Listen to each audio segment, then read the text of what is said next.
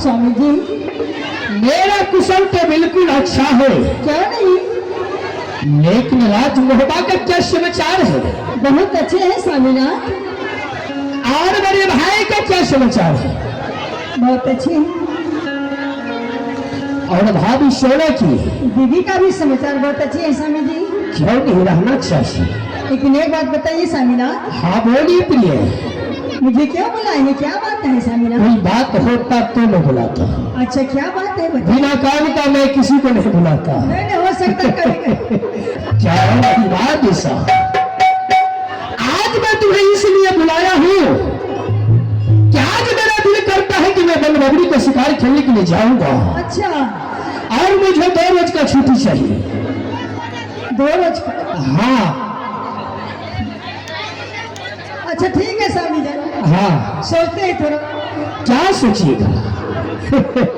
इस बार यही सोच रही हूँ क्या छुट्टी दूंगी या नहीं दूंगी, मैं सोच रही थोड़ा दिमाग लगा रही। अच्छा आप ये दिन के छुट्टी है माने छा